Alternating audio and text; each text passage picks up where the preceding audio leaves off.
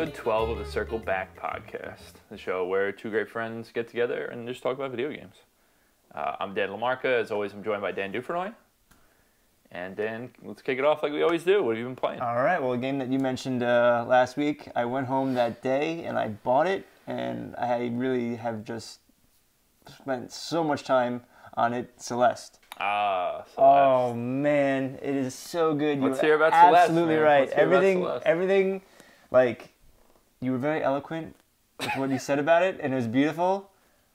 It did not do it justice. It was such, I played it and I beat it.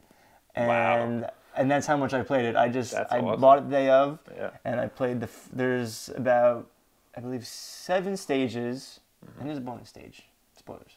But there's like 7 stages, and I think I did 3 stages the first day, 3 stages the second day, and then completed it, and I just devoured it. That's awesome. Everything you said about it, the platforming, very Super Meat Boy-ish, but I think it's a lot more forgiving than Super Meat Boy-ish. Just to you die a lot. I mean, some levels I die Do you know your death count at the end? Yeah, you find out your death count. I think I hit over like 1,000 something. It was crazy. Yeah, because I've been doing the B-sides as I go. Well, yeah.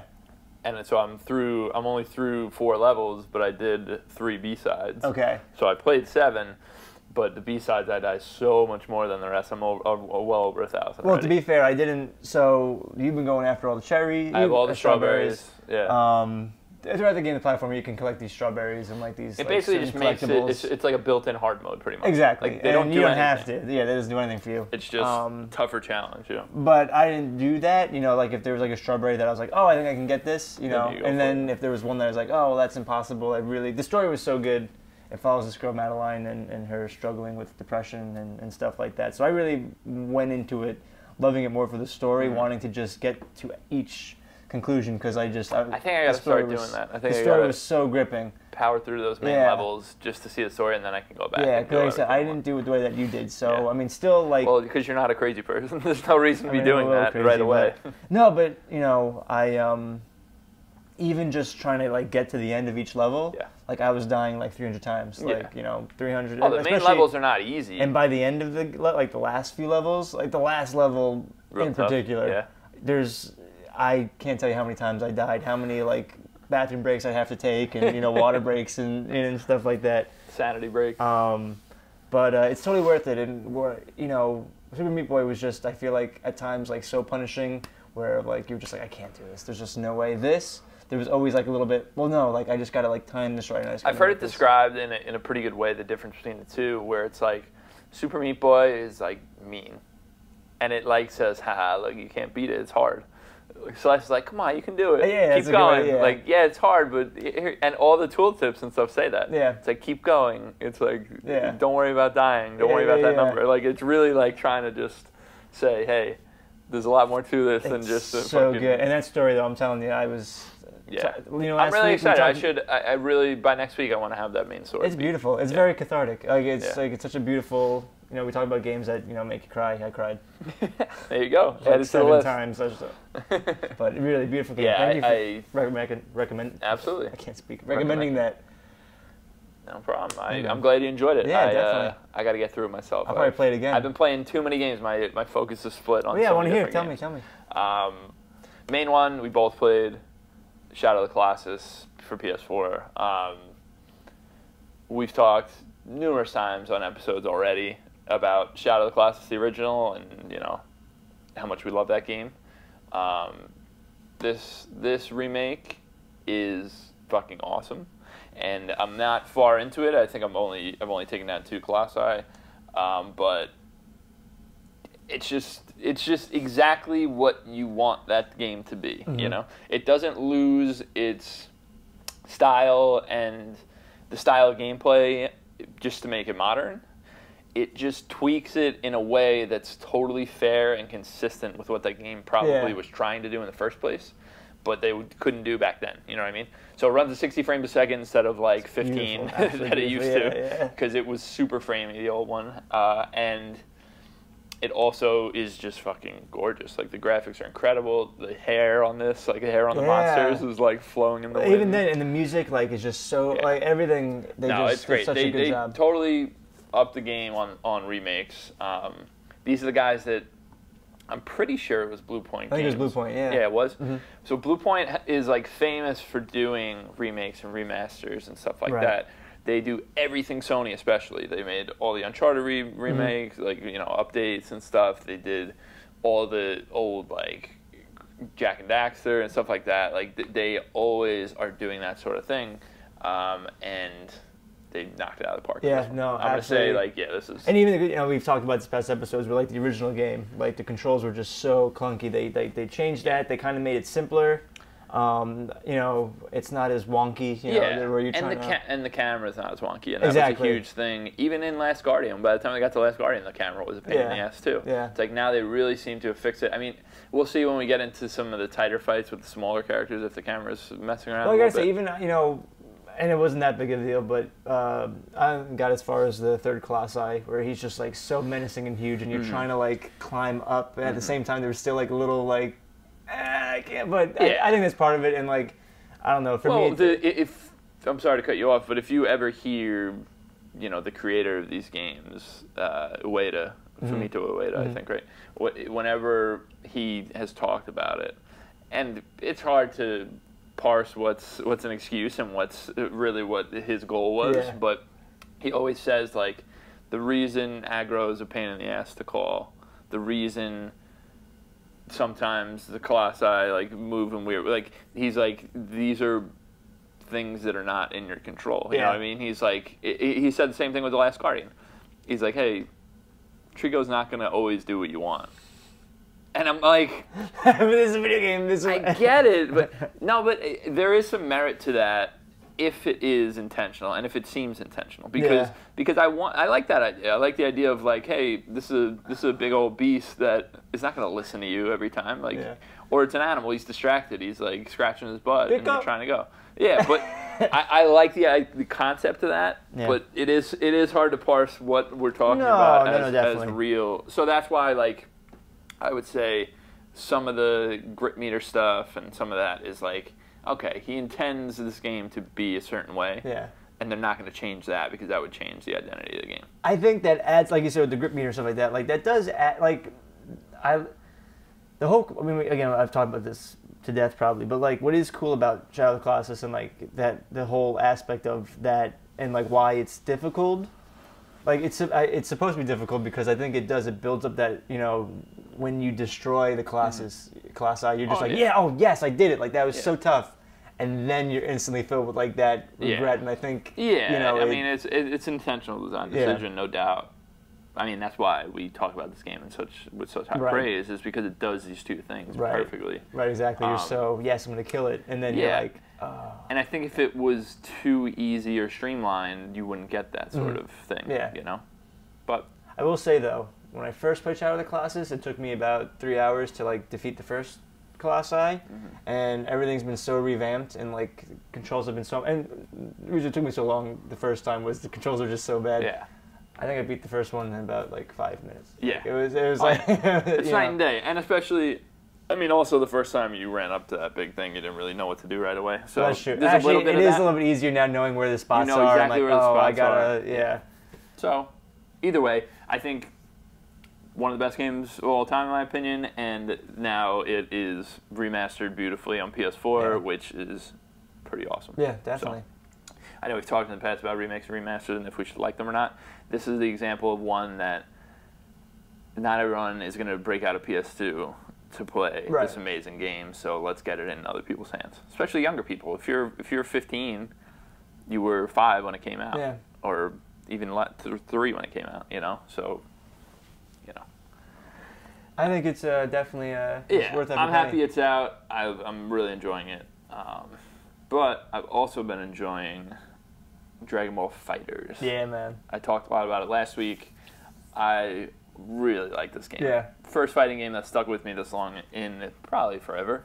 But it's just so much fun to play. And I understand it a lot. I'm actually winning online matches. Like, it's weird. I'm like, there's something weird going on here. But Yeah, I love it. I'm starting to like solidify my team, like who I think is like my 3. Who's your characters? I got Krillin, I got Piccolo, I got Cell. Nice. That's my 3 right now. We're still, we'll see what happens as I get a little better. Maybe some things change, but Krillin's the homie. He's staying. That's awesome, man. Yeah, it's a lot of fun. I'm really enjoying this game. Whether I'm playing with friends or I'm playing online against randoms, I'm having a great time either way. Yeah, good for you, dude. You said you're winning. That's impressive. I mean, not all the time, but I'm getting some victories, which is good. Yeah, I know. But that's how I've always been. You know what I mean? I'm not good at fighting games, but this game is really. I can wrap my head around it. The one thing I will say is, online still not completely fixed. It's getting better. It's definitely getting better. I'm actually being able to be in lobbies with my friends, but not ideal still. And I still don't like the layout of it, whether it works or not. I think it's a stupid setup.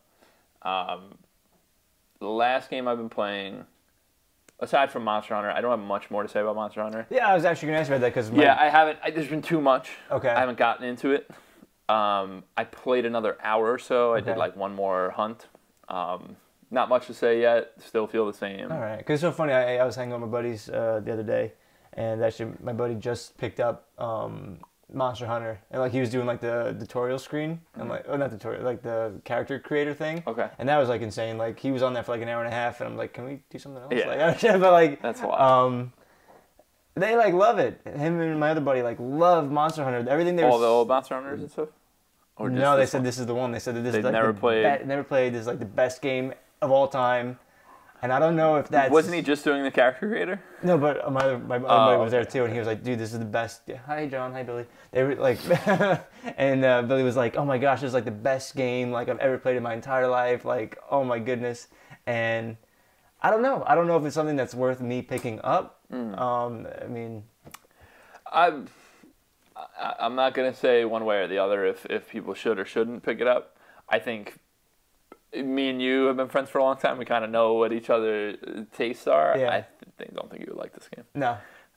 Maybe I'm wrong. I don't know. I just have a feeling because it just doesn't have the hooks that you usually look for. Yeah. In games, you know what I mean? Okay. I don't know. Could be wrong. I appreciate it. I respect you. But yeah, honestly. I value your opinion. Yeah, but Monster Hunter, I'm still not one way or the other on it. I think it's a good game. I think it's super well made in certain ways and super poorly made in other ways. So I'm trying to figure out my real thoughts about it. But on it. Yeah, as of right now, there's just too much other stuff to play that I actually enjoy and care about right now. So once I finish Celeste, once I finish out of the classes, Dude, Celeste, man. Once I start to slow down on Dragon Ball, then maybe I'll jump in. Yeah. But a game that is going to probably also push back Monster Hunter is a game called Into the Breach. It just got a release date of February 27th on PC. Okay? So those of you that don't know, this is the game by the creators of FTL. They're called Subset Games. And so what happened was so the release date for this just came out yesterday, I believe, or the day before. And I saw it, I was like, oh man, I've been waiting for this game, like I've been following it, like, blah, blah, blah, because I love FTL so much. And so I was like, I think I should just go play some more FTL. Yeah. So I jumped back into FTL, played like three hours yesterday, like just obsessively loving this game, like just like I used to. But I'm going to describe FTL for anyone that doesn't know, because it's kind of a small game that not a lot of people, I mean, the people that played it loved it, but I don't think a lot of people got around to it. It's called FTL. Came out in 2012. Subset Games, like I said, just a small indie studio. But the game that this is, FTL, is it's a top-down view of a spaceship, right? Okay. So you start with a spaceship. You start with 3 crew members, okay? Now, inside your spaceship, you're looking at it from the top down. So like the roof it's like the Sims house. You don't see the roof or the walls. You know what I mean? So you're just looking in on the ship, and each room of the ship has, I guess not all of them, there's some blank ones, but there are rooms in the ship that have systems in them. So it'll be like, this is the oxygen room, right here, right? This is the engine room. This is your weapons room. This is the pilot's chair. Like it's organized in a certain way, And your crew members, you can put in different positions. You always need one in the pilot's room, obviously, to fly the ship. And then you put your crew members, like I usually have one in the engine room and one in the missile room because they provide buffs for those specific systems that they're standing in, right? They're like, you know, helping maneuver it or whatever. So the whole idea of the game, and I've talked about FTL before briefly when I was talking about Slay the Spire in the past, because it is a roguelike similar to Slay the Spire in that you're looking at a screen that's like nodes with like a webbed out nodes, you know what I mean? So you're going along these different nodes, and you're like, all right, from this one I can reach this, this, or this. Which one do I go to? And every node you get to, there's an event. So sometimes it'll say, you know, there's this automated rebel ship flying in this area, like, you know, looking for scrap. It doesn't see us. Do we continue on and ignore it, or do we fight it and take whatever it has? You know, and so you're seeing, yeah, but it's repercussions, but it's also instant repercussions. If you're fighting the ship, you can see its weapon system and whole health. You know what I mean? Like, you can see all of its stats before you attack it. Sometimes you jump into a node and you're fighting. You know, you don't have a choice. But when you have these sort of scenarios where you have the option, you kind of assess, all right, can I take the ship down? Does it pay for me to take the ship down? Do I just want to keep going? You know, whatever. So you're also managing a bar, like you have a fuel resource, right? You run out of fuel, game over. You're done, yeah. So at different, you know, you can gain fuel by destroying ships and collecting, like salvaging their materials. You know, there are some other deeper systems that I'm not going to dive into too much. I just want to give you the basics. You got to get to the end without dying. The object is get to the end without dying and have a strong enough ship built up to take on the flagship. Gotcha. There's a flagship at the end. It's this giant. And if you don't, all the way to the beginning. Exactly. Every time you die, back at the beginning. But the cool thing about the game is the combat is, so first of all, the music, the tone, the art, like the way the ships look, they nail entirely. Is that what you were playing before? When, yeah. Yeah. I'm telling you, all of a sudden I'm saw her a little bit, back I was in like, an FTL hole.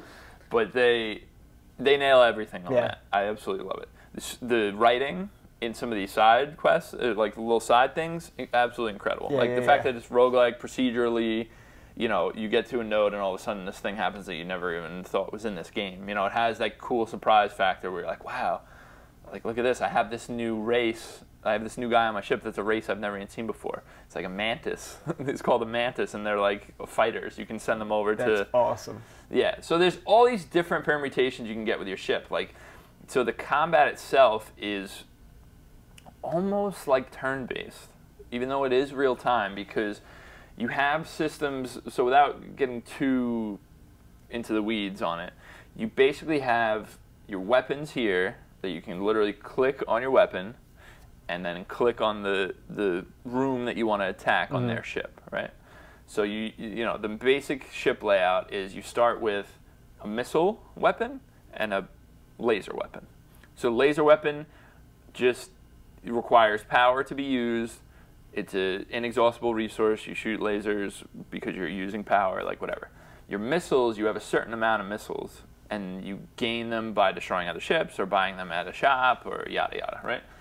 So the idea is you have a timer on each of your weapons. It's like this meter that's just filling up. When it fills up, it's almost like Final Fantasy VII. Okay. When it fills up, then it's ready to be used. So what you can do is like queue up attacks. It's like, all right, I want the missile to shoot their shield system because missiles ignore shields. And then if it takes down the shields, then the beam weapon will attack right after on their engines or something, you know? So you're taking down the enemy ship's health, but you're also managing all that. So at any time you can hit the spacebar to pause and like figure out what you want to do. Because stuff that'll happen is your ship will take a hit in the oxygen room, let's say, and it starts to fire. So now you need to grab, you can pause it, you know, click and drag, like highlight your workers, your crew members, get them into that room. Get the fire out. They automatically, so you don't assign micro tasks.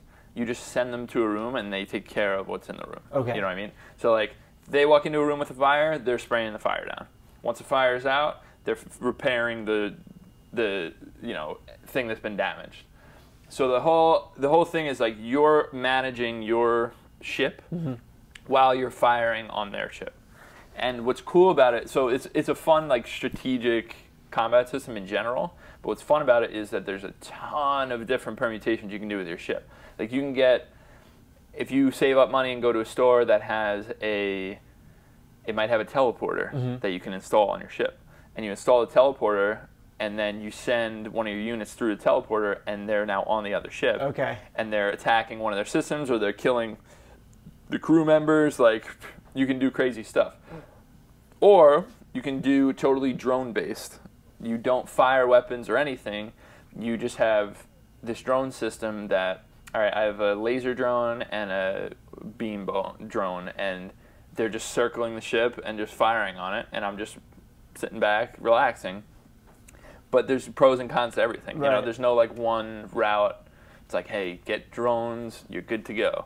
Like, of course, you'll look on message boards, I'm sure, and it'll say, oh, this is the only way to play is with drones. Oh, no, this is the only, you know what I mean? It's that kind of thing where it's like you have the everything is option. viable. Right. And it's really well done in a sense that everyone thinks their way is the best because it does offer that kind of thing. But it's a super fucking hard game. Like I've only beaten the flagship once, and I've played this game for a very long time. But I'm really happy to go back into it, and I'm happy to talk about it now because I never. What year did it come out? Not too long ago, 2012. Right? 2012. Okay. Yeah. So, the reason I got into it, I told you, Into the Breach I've been following for a long time. Yeah. That game comes out February 27th, and I'm not going to talk in great length about that, but I will say, check it out. Look at some gameplay of that game if you're interested at all in like an Advanced War style. Like, it is a top-down grid-based with a lot of cool twists. I think that game looks incredible. I love the style of that game. Like these guys make games that I like. They make the cool, good kind of sci-fi that I really enjoy. So, you know, check out Into the Breach. I'm going to definitely be playing it end of the month. And I think that pretty much covers what we've been playing. That's awesome. Yeah, definitely. Yeah. FTL, I would say for anyone that hasn't played FTL, it's probably $10-15 on Steam now. You know, maybe you get it on sale or something. But if it's not your type of game, don't worry. Yeah, those games never really, you know. Yeah, and that's why like it's not a big deal. If you don't like it, you don't like it. For people that do, I think one of the best. It's definitely one of the better, not only roguelikes but like space sci-fi type games. I really like the universe they go for. I like the music, stuff like that. So. All right, that's going to do it for what we've been playing. The main topic for today is a pretty fun one. I've been thinking about this sort of stuff for a long time, obviously, but we want to talk about ideas for games that we would want to happen, right? Mr. Creative over here. Yeah, very creative. But the idea behind this one is when Prey first came out, this is what did it. So Prey 2... I don't know if you remember the old, before we even talk about any of these, I don't know if you remember the old trailer for Prey 2. Have you ever seen it? So the original Prey. Right, back in 2006 or whenever. Back then was nothing like the Prey that we played last year. Prey 2, they announced this Prey 2 in like 2008 or 9, something like that. I forget even. It might have been later. But it was literally like super Blade Runner-y. Like, Rain and Neon. Rain and Neon, and you're this, like, bounty hunter. Like, it was a huge, really cool-looking game. I'll show you the trailer after we're done. But it's, like, infamously, like, everyone was like, holy shit, this looks so cool. Then it never got out. Yeah. They never made it. They canceled it. It's done, whatever. Then when they announced Prey, that we played and enjoyed, everyone was like, this is cool, but, man, Prey 2 looks so good. You know what I mean? Like, all the Blade Runner fans out there are, like... upset, but I feel like we should be getting paid every time we mention Blade Runner. We get paid a lot. But anyway, but what I was getting at is the idea that the idea for this topic is that idea. So like I say, man, I want an immersive sim in the Blade Runner universe. That'd be dope. Like, how cool would it be to be a Blade Runner trying to take out you know what I mean? Like, it's such a cool idea, and that's basically the topic is, what are cool, like, mashup, dream video game scenarios that you would want? So that's what we're kind of getting at here. So, like I said, I'll start it out. Imagine the game like Prey, the immersive sim, Dishonored style That'd be so cool. Blade Runner game where you're like running around, you're getting different quests from people. Like it'll be like a Bethesda, like a Fallout, almost sort of like a Fallout, yeah. but a little more immersive sim-y, like that sort of game. I think that would be so cool. That would be cool. Yeah. How would you do? Would you like first person, or would you do? I would do first person. First person. Yeah. For this type of game, you can't really. I think immersive sims at this point are first person games. Yeah. Well, you mentioned something about doing even last night you mentioned about a Telltale. That'd be pretty cool too. But that'd be very cool. Yeah. With all the permutations and. Yeah, there's tons of games I would want to be Telltale games just because Telltale's so good. But they have a good recipe for storytelling. You know what I mean? If they do it well, they're the best in the business. I could have sworn, and I could be completely wrong. I got the Blade Runner 2049 DVD, and in the beginning credits, it looked like a Blade Runner video game. I don't know if that's, but if we haven't heard anything about it, I don't know what. Have you heard of Cyberpunk 2077 or whatever? Oh, is that what it is? I don't know. That's the guys that made The Witcher making a Cyberpunk game. Oh, is that what it is? Maybe. Because I saw it has the hover cars, and then it has the I don't think so the because rain I haven't seen that much. I haven't seen that much specific footage of Cyberpunk yet, so I don't know if that's what it's from. But that game looks real Blade Runner, real good. But that'd be so cool. I loved my favorite part about Fallout 4 was what was his name? The detective robot. In Fallout? In Fallout 4. Oh yeah. Oh, I don't remember his name. I forget, but I know who you're talking about. He's awesome. But he was that's what would be so cool if you do a Blade Runner game. There was points in Fallout 4 where he was my companion the entire game. Yeah. And where he'd be it'd be dark and he'd be all the way in the corner, and you just turn and you could just see his silhouette, but you'd see his eyes light up. Yep. And I was like, that would be so dope. Yep. If that was that'd be so cool. In a Blade Runner game, if you're just walking, right? Like you said, it's an immersive sim, and you're a Blade Runner, and you're just trying to spot it out, who's a replicant and who's not, and then you just see in the dark eyes shining, and then you just gotta go at Yeah, it'd be awesome. And then of course you gotta have the soul searching. Well, am I doing the right thing? Definitely, kind of. Absolutely. No, but Nick Valentine was that detective? That's what he was. Yeah, detective yeah. Robot. He even talked like Harrison Ford. Yeah. Say you love me. Well, he was a little more old noir-ish, right? Yeah. He was a little less Blade Runner, more old school. But yeah, but he had he had the face ripped off. Oh, he was awesome. Tell me you love me. But yeah, I think Blade Runner. That's Blade Runner immersive sim is a good just that jumping world off too. point for us. It doesn't even have to be. It doesn't even have to be you don't even have to be Rick Deckard, or you don't even have to be Kay from the new movie. I wouldn't even want it to be. Just that world. Yeah. It's kind of like I was saying with the new movie. It'd be cool just to be in that. Just that world. Yeah. And just awesome. Yeah, definitely. Absolutely.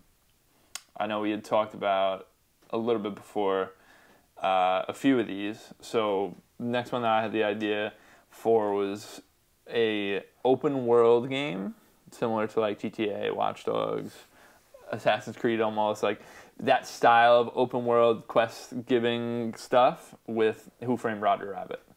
I think would be so fucking cool. That would be awesome. Just imagine the possibilities when you're talking about human beings with cartoon characters, and you're just running through it's just such a cool visual, and it would be so awesome to just get quests from these random characters. You know, even what was so cool about Cuphead. I love that open world hub, and imagine that 3D. Mm-hmm. Acme signs all over the place, Bugs Bunny in the corner, Daffy Duck over there. Cool. It's just I would fucking. Who would you play as? Would you play as Roger Rabbit, or would you play as Bob Hoskins' character? I would love it if you play it as Bob Hoskins' character, and then you just dealt with everything else. That'd be so all cool. the crap that you have to deal with. That'd be so awesome. That would be cool. That would be really, really, really cool. I like the idea that, but we have a bunch of these we could just go through.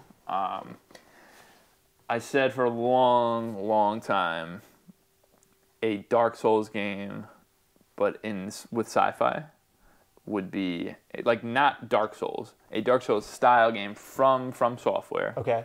Where it's a sci-fi, you have guns, laser guns, you have mech suit, for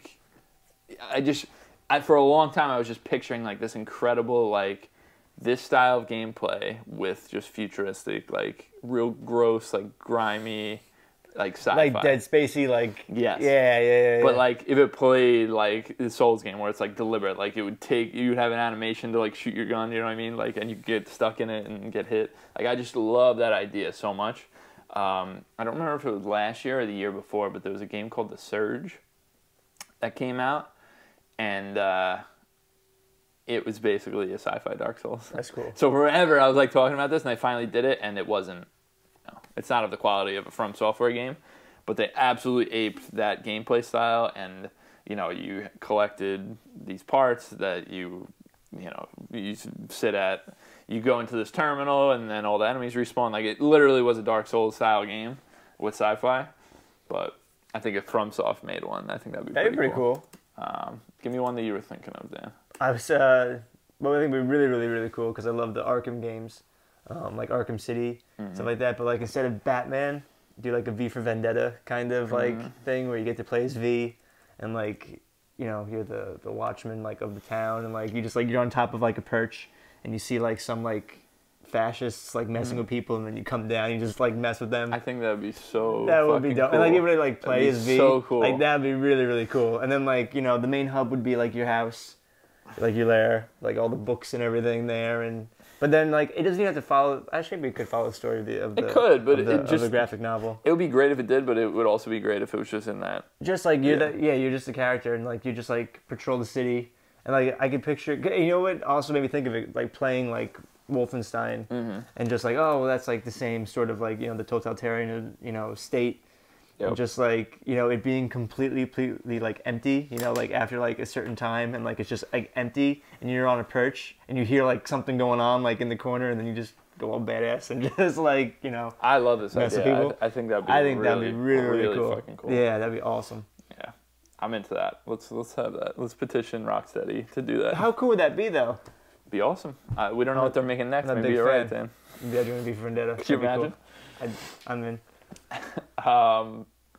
Another one I had an idea for was, this is like an absolute dream scenario of a MOBA like Dota, like exactly like Dota, but it's all different Pokemon instead. Like how fucking cool would that be? That is like a perfect matchup. Yeah. Where like all these Pokemon have specific abilities. You know what I mean? Like it goes so well together that it would just be so fucking cool if it was just you freaking get to be Bulbasaur doing fucking like that idea of, because you always think, a lot of people always say they want a Pokemon like WoW style game, like MMO. But I don't like those kind of games. So I'm like, yes, that could work really well. Same idea. They have all these different abilities you can map onto whatever. But I'm like, a MOBA is even better because it's a smaller scale. Yeah. And it would just be so cool to see the different, like, different synergies with teams and stuff. It's like you throw on different Pokemon that you would never see together. That would be actually it would be really cool. I've thought about that one for a long time specifically because. Dude, do for it. Yeah, go for it. Do for it. Do for it. Is that like your motto because you're Dufrenoy? Yeah. Just do for it. Do for it. I was watching Tanked yesterday. The show with they build like the fish tanks, and David Hasselhoff was on, and everything that he would say, he would go like "Half-tastic." Oh That's my God. half amazing, and I was just like, oh God. So if I just did that, I apologize. I think you did. I think you just hoffed it. I didn't mean to be like David Hasselhoff. My apologies. That's your hero. I can't speak today. He's my hero. Yeah, I have pictures of him in my room, like all over the place. I just want to be David Hasselhoff. Oh man. All right, we'll run through. We have a couple more here. One that I would absolutely love to see that would never ever happen is Saga, the comic book series. I guess I don't know what you call it, graphic novel. So good. Some of the best, honestly, like some of the best characters, some of the best like crazy sci-fi like world building you will ever see in any media. Like it is so good. Saga is incredible. If you could put Saga in a Mass Effect style game, yeah, man, just like with how absurd it is and all the different weapons and these crazy characters, and like imagine it being like a Mass Effect 2 style game where you're like, and like you have to like each character. Yeah, you're going through, you're finding all these different characters. Like some of them are dying like before you get to recruit them. You know what I mean? Like I think that'd be so fucking cool. And just think of all the worlds that were in Saga. There's all the different planets That's and stuff. what I'm saying, you go yeah. there and like you check those planets It's totally Saga is right for a video game in general. Mm-hmm. I just think this is like a really nice fit for it. The way to do it. Yeah. I mean, you could do it anyway. Like I could see, again, we talk about Telltale. It's like a Saga Telltale game would be pretty cool. Oh man. Yeah, but anyway, I want to see Saga in a video game. Or like a Saga movie. Like Saga needs to be a little bit more. I mean, I'm happy with what it is because it's fantastic, but I think you're right. I think it needs to proliferate a little bit. I agree. I think more people need to know about Saga. Check out Saga. Yeah, seriously, do it. It's fucking awesome. Do it if you're into comics. Or if you're not into comics. Yeah, even if you're not. If you're into sci-fi, it's fucking great. Awesome. So awesome. Oh, you know what? I wanted to tell you. Weird thing. Because we mentioned The Surge, right? That game, the sci-fi Souls game. I was watching the show. I think I told you about the show Dark on Netflix, the German language sci-fi show. So we're watching it, and first of all, fantastic show. Watch Dark. I'm telling you, watch it. But these kids are like playing PS4 in the show, and they show the screen, and The Surge is on the screen of all games. Oh no way! That's like, so funny. Is that? It just like popped in my brain when we were talking about sci-fi for some reason, but weird. All right, we have a couple more. Dan, I know you were saying you've been desperate for a Boba Fett game. Well, so I remember, I forget when it came out. I remember I had it on the GameCube. It was Bounty Hunter. He played as Jango Fett, and like that was cool and that was fun. But like I feel like now they can do that so much better. But do that with Boba Fett. Mm-hmm. Also have like Naughty Dog do it and make it like a Nathan Drake Uncharted, but like with Boba Fett. That'd be really cool. And just think of like the capabilities like now, just be able to just like have your jetpack and just like get over cliffs and mountains and go to. What I would want to do like where you can go to like different worlds though, where like you're not just like in one like area, like be able to like choose where I want to go to this planet or this planet, So it'd be a little less Naughty Dog because Naughty Dog's a little on rails. Yeah. That's interesting though. I like the idea for that. Maybe like a Witcher. Oh yeah, there you go. Yeah, get in your ship. And then, I want to go to Tatooine. Although they are doing Cyberpunk, which is very exciting.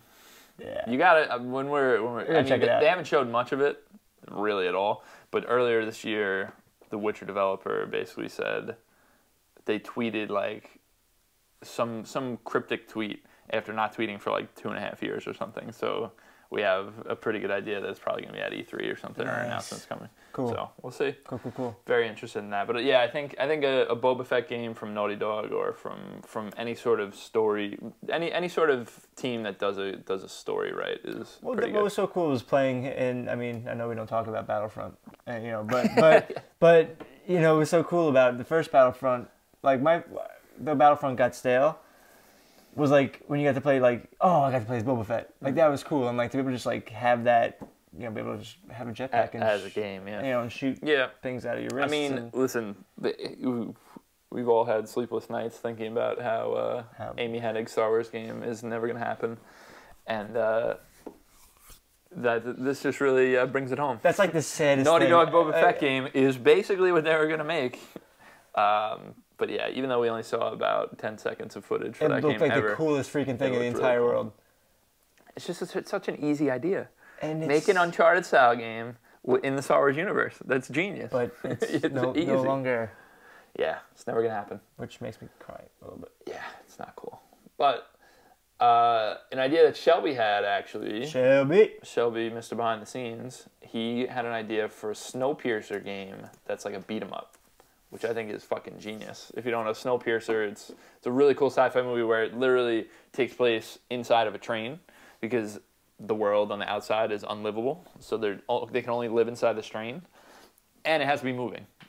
So the train is constantly moving. It's like a train that goes around the entire world, and it's moving the entire time. And it basically starts with like these guys in the slums on the back of the train trying to work their way to the front, right? Perfect idea for a beat 'em up because you could literally that movie is like a video game where you're like he's just like fighting everybody on his way to get to the front, and it's like that is such a cool idea where you can totally set that up with like boss fights and stuff like that. Even though you like a 2D sort of just like that's what I'm talking about. The train's open. 2D like one of the top down beat 'em up would be awesome. Yeah. Like you punch the door off the train to get through the next side. Like it's that And that's another really good universe that should definitely be in a video game. But I think a beat 'em up would be pretty cool. We were joking around a little bit earlier what a One Punch Man game would be. And I think a Punch-Out game as One Punch Man. Yeah, the guy with the big butt. Yeah. They have a really good cast of characters you can put as bosses in that. But yeah, I think that would be absolutely hilarious. A couple more. We're coming up on the end of this. We've talked a lot about Telltale. Mm-hmm. I think pretty much anything that we care about as a fiction, it could be a really good Telltale game. The problem I have with Telltale is if you look at what they've done, there's not that much great stuff they've done. The Walking Dead was just so... The Walking Dead and Wolf Among Us are like way up there. I also really like Tales from the Borderlands.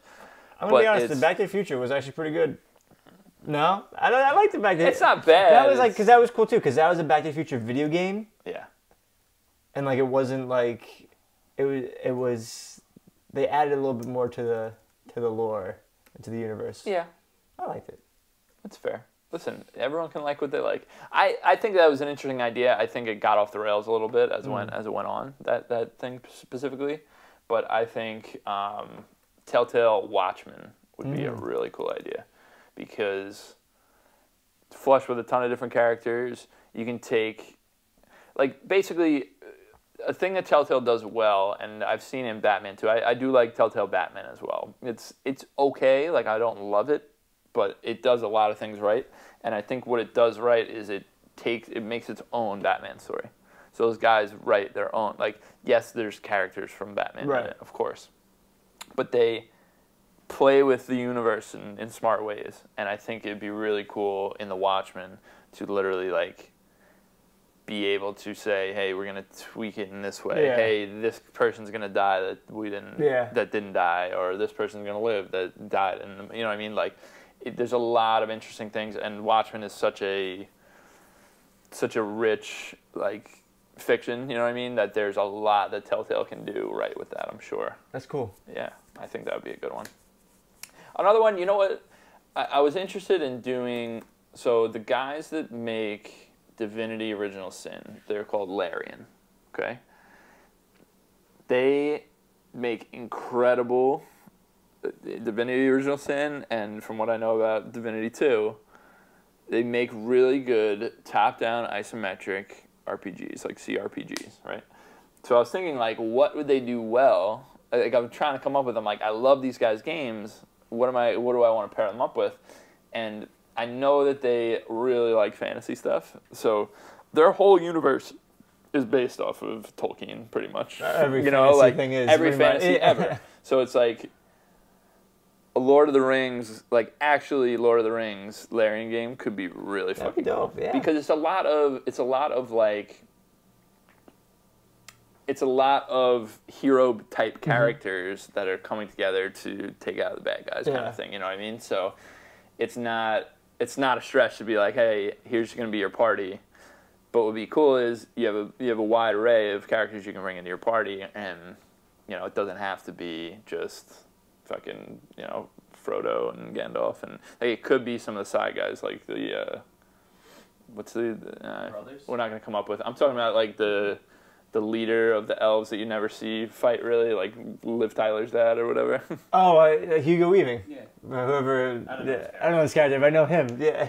Like, you could have him. You could have, you know what I mean? Like, you could have, because that, again, we're talking about a fiction that has so much in it, Or I could even see, like, a Lord of the Rings, like, Larian game where you get to choose your side in the beginning of the game. Oh, that's cool. And then you could either fight as, like, you could be Saruman, you know what I mean? And be like, here are my character, here's my army, and you get to control these, like, that's actually pretty cool. So you would follow the stories, like you would follow the way the books. No, not necessarily. I think it would follow to an extent, but I think the reason these Larian games are good, not only for their combat, is that there's a lot of permutations and side quests and stuff. So it'd be cool if you could be like, hey, I'm taking the bad side, and depending on what I can do, we can win. You know what I mean? Like, that's pretty cool. Yeah, it's a cool idea, and there's definitely a lot you can do with the different areas. Like when you're Like, you can control the Ents if you're in this area because they pop out and they want to help you, you know what I mean? Like, that sort of stuff I think would be really cool. Plus, you know what there's a lot of in those games is big attacks that are elemental and have, like, different repercussions kind of things. Like, they have, like, you know, hey, that thing's an oil slick. If I throw fire on it, it's going to cause a huge thing. And it's like, I could totally see that as just like tearing down a whole army. You know what I mean? Like, I think that'd be really cool. I remember there was a Dynasty Warrior style game that was Lord of the Rings. Oh, that's pretty cool. And it was interesting because you're just tearing through all the armies of, you know, orcs and stuff, but I don't really dig those games. So, like, I want something on that kind of scale if possible, but I want, you know, I think Larian would do a really good job. Plus, the writing in all those games are so good. Last one that we came up with, I'm sure if we brainstorm, we could do 100 more of these. But last one that I thought of just before was Shadow of the Colossus, but with kaiju instead. That's so cool. It's like, imagine like, what I pictured is like, you're not just a regular human being, obviously, but you're a human being sized, you know, dude in a mech suit or something, or some sort of thing going on so you don't just get crushed immediately. And you literally have to, like, walk up to, like, Godzilla size, King Kong, like, giant monsters that are just tearing through the city. And, like, the cool thing about it would be, like, you got to climb, obviously, Shadow of the Colossus style, you got to climb up these guys and take them out along the way. But what would be awesome is, like, my idea was, like, you get dropped into a city, right? Like, you're here, and there's just, you see, like, fighting going on between these giant guys, and they're destroying cities. And so you have to, like, get over to them, decide who you're going to take down first kind of thing, because they're fighting. And then, like, you're seeing, like, God of War style or Shadow of the Colossus style. Like, they're literally fighting each other as you're climbing. Like, how cool would that be? It's like, that is actually really, really cool. Yeah, and so you're, like, trying to climb up, but you're seeing, like, this other thing shooting fire at your guy, and you're like, oh, God, I'm on his back. You know what I mean? Like, I think that'd be pretty That would be cool. I don't know, when you said that, I pictured, like, I don't know, I thought, you ever play Godzilla Destroy All Monsters? Yes. I pictured, like, that, but, like, with, like, the Shadow of the Colossus characters. Like, you just play, like... But you play it as Godzilla, I don't know. No, or you could play, like, you could just play as anybody. Like, you could play as, like, any of the Shadow of the Colossus characters and just pit them up. And, like, no, that's pretty hilarious. No, I'm thinking you're a person playing a Shadow of the Colossus-esque climbing up a monster. Kaiju monster, yes. Gotcha. You know what I mean? That's it's not actually Shadow of the Colossus. That's much better. Yeah. Yeah, no, okay. Yeah, when I say mashups, I mean, like, gameplay from this, or, you know what I mean? Like, but yeah, I think that'd be pretty cool. You like climb up Destroya and then have to, like, just how cool would it be to, like, be climbing up these things while they're fighting each other? Yeah. Like, it's such a cool idea of, like, and then what if they get knocked down and then you go down with them? You gotta make sure you, like, get around on their belly so you don't get crushed. Like, that'd be cool. Yeah, like, you could do a lot of cool stuff with that. But obviously, we don't make video games. We should, though. That's what I'm saying. What are we doing? We don't know how to program or do anything. Dude, why are we going to school for... for what? For all these medical other things. Yeah, why are we doing all this healthcare stuff? We should be going into video games. You know what, then? It's not going to happen. Why not, dude? You can't give up on your dreams. My dream is to be a nurse. Oh, that's nice. Anyway, that's going to do it for us this week. As always, you can catch us Monday, 9 a.m., circlebackgaming.com, or on YouTube. Yeah. Shelby, thank you for everything. I always forget to thank Shelby. Just the man. Shelby, we love you. You're the best. Not only do you do everything, but you come up with cool ideas like Snowpiercer, beat-em-ups. Yeah, seriously. So we appreciate you. And that's going to do it for us. Guys, thanks, everyone. That's it for next week.